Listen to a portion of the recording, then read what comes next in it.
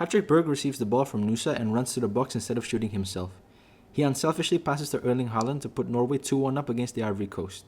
Norway are celebrating. At the end, Erling Haaland gets all the credit, but Berg, he stays hidden. He just put the key pass to put Norway into the round of 16.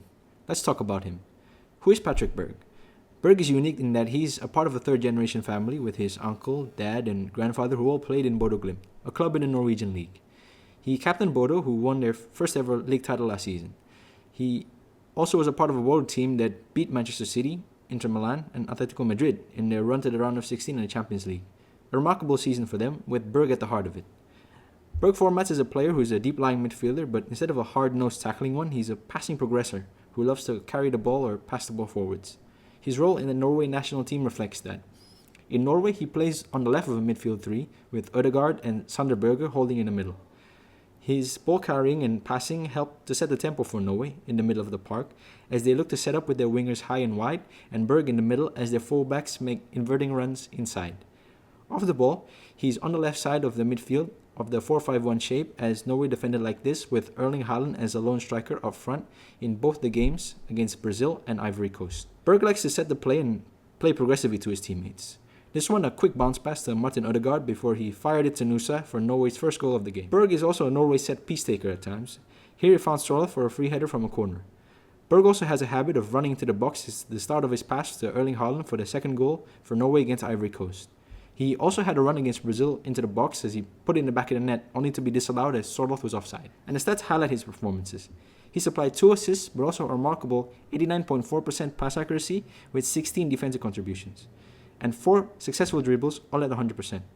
And finally, 7.01 XG for Norway, with Berg playing at the heart of their midfield. That's why he helped Norway massively in the engine room and a hidden part of their team. How did he do in Bodo? He played a different role in Bodo, as he played in the middle of Bodo's midfield 3. A little deeper, but the same principles, as he screened in front of the backline here against Inter Milan. His quick passing against Inter caused problems, as Bodo played direct into space to create their first goal against Inter. Berg can also carry the ball to cause problems. Here he is evading the challenges of Atleti, getting into the box, as the ball pinballed before Hug put it away to make it 2-1. Now if you look at his stats, he was much more involved in the defensive phase of the game, as he had 86 defensive contributions and 62 recoveries. Also remarkably efficient at his passing, with 84% accuracy, as he didn't pass sideways too much, with 16 chances created and 2.22 expected assists. With all of these numbers and performances, it's going to attract some interest, especially in the Premier League. One club that will be looking for a midfielder is Newcastle, as they just let go of Sandro Tonali for a hefty fee to Tottenham Hotspur. They plan to make some signings too, as reported by their sporting director. One suggestion I would put out is Patrick Berg. Here is Patrick Berg stifling into tackles at Tonali as he plays forward to his teammates. This is exactly what Tonali does, as he wins the ball back here in his game against Everton and plays it to Gordon upfield. Berg can also carry the ball when needed. Here in Norway, he anticipates and snatches the ball before carrying upfield. Tonali does the same so here against Liverpool, as he wins it back and drives, something Tonali often likes to do. Berg can also fill in the technical parts of Tonali's game, as he is an adequate free kick and corner taker, as demonstrated hitting a free kick right to the keeper's gloves.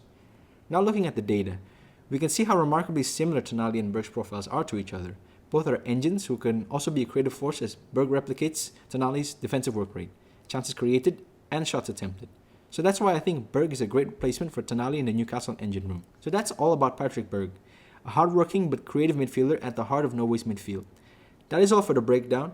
Like and subscribe for more hidden performance breakdown. This is the third runner.